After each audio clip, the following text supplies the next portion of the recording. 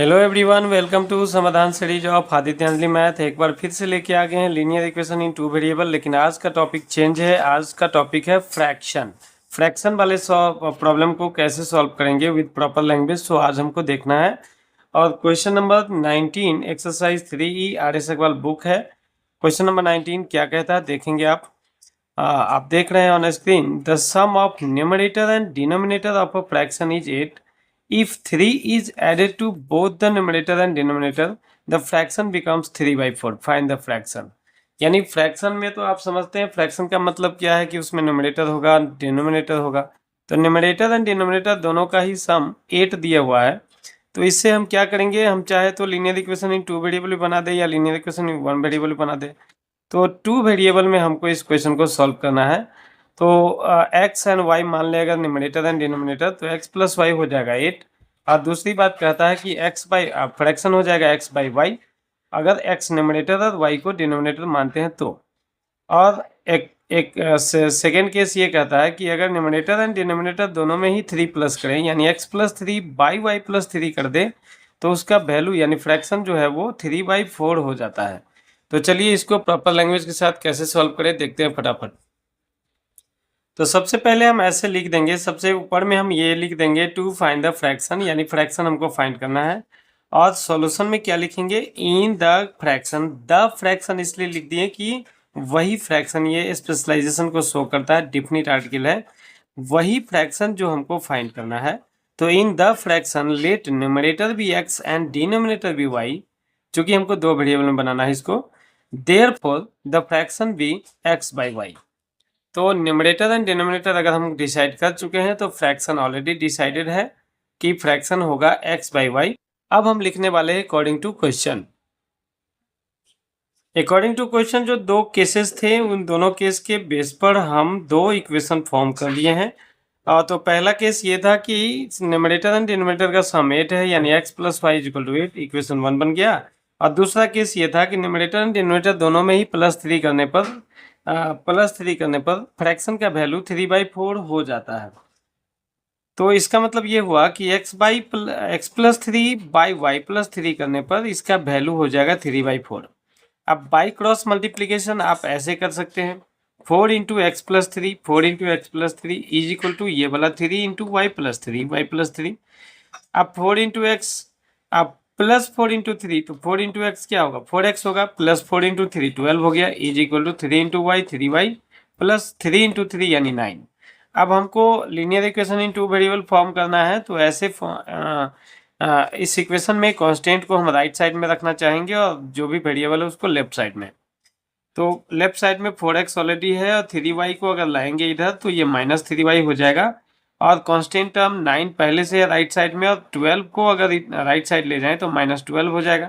तो इस तरह से 4x - 3y is equal to 9 - 12 यानी -3, ये आपको आ गया इक्वेशन 2। अब तो आपको पता है करना क्या है, एलिमिनेशन अगर लगाना चाह रहे हैं तो x एंड y किसी एक का, x या y किसी एक का कोफिशिएंट आपको इक्वल करना पड़ेगा। तो हम बेटर ये समझते हैं कि y सेकेंड इक्वेशन में नेगेटिव है, फर्स्ट इक्वेशन में पॉजिटिव है, तो y का ही कोफिशिएंट इक्वल कर दे।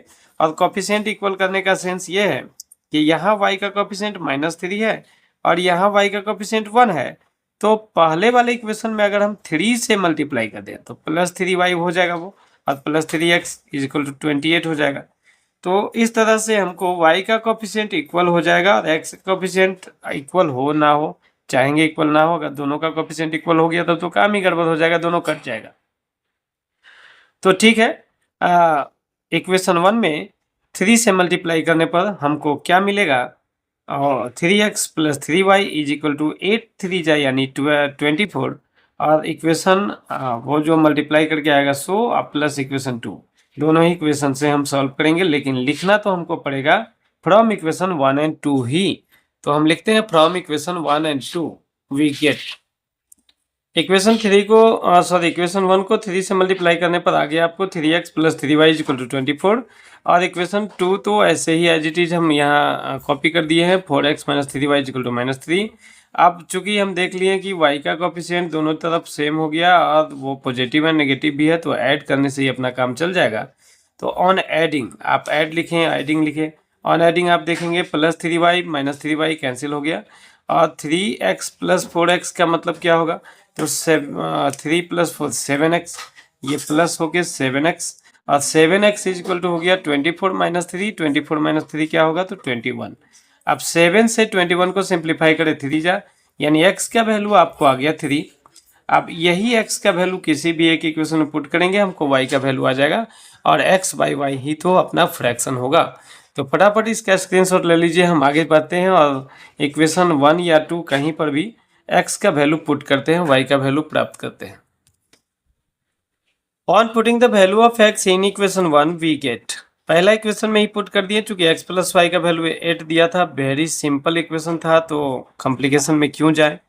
तो x + y के बदले 3 + y कर दिए, चूंकि x का वैल्यू 3 आ चुका है, 3 + y = 8, और x का वैल्यू 3 आ चुका है, पहले लिखे होंगे x = 3 हमको ऑलरेडी आ चुका था, तो x यानी 3 + y = 8, और अगर y को इधर रखेंगे तो y = क्या हो जाएगा 8, और 3 आएगा इधर, तो 8 - 3 यानी y का वैल्यू हो गया 5।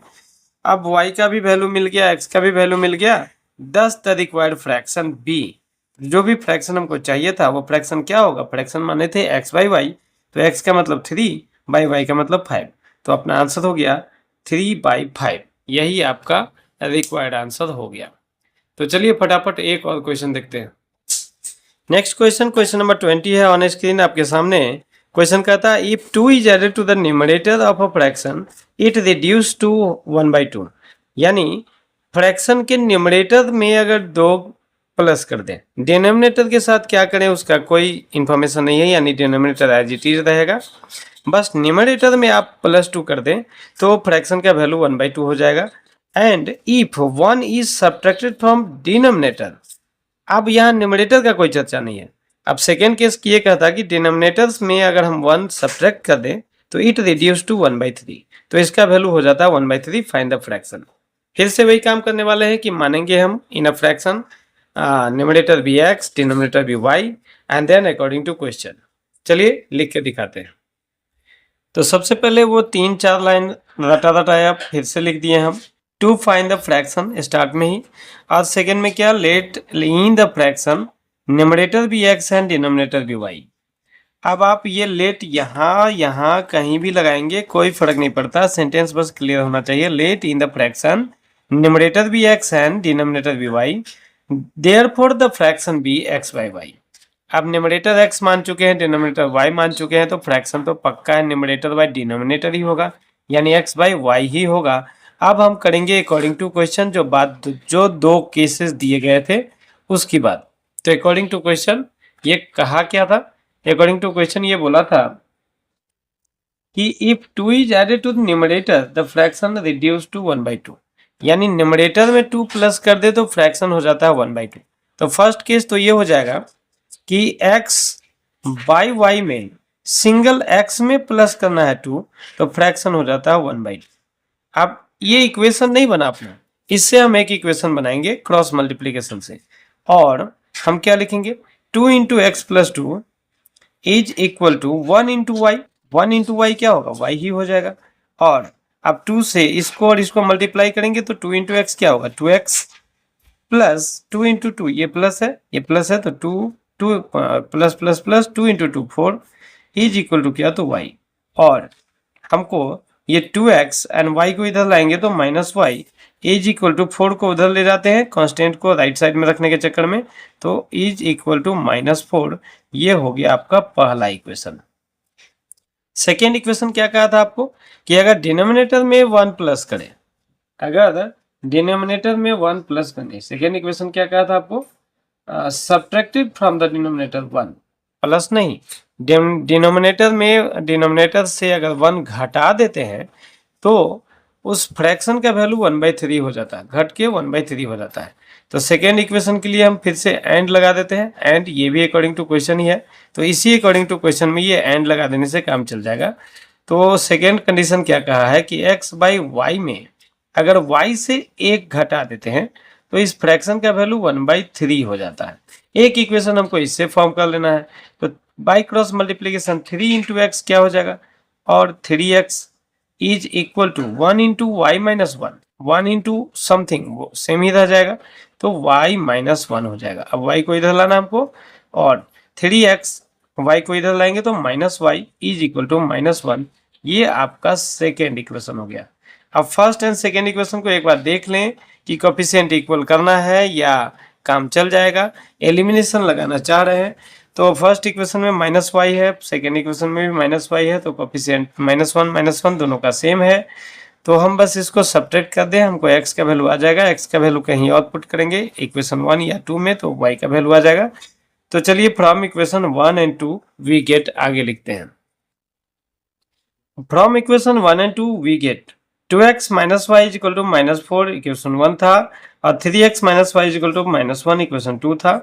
तो ये देख रहे हैं कि y का कोफिशिएंट तो सेम है और साथ में साइन भी सेम है। तो साइन जब सेम हो तो हम लीनियर इक्वेशन इन टू वेरिएबल के एलिमिनेशन मेथड के लिए क्या करते हैं, सब्ट्रैक्ट कर देते हैं, ताकि नीचे वाले का साइन चेंज हो जाए और वो कट जाए, कट के 0 हो जाए।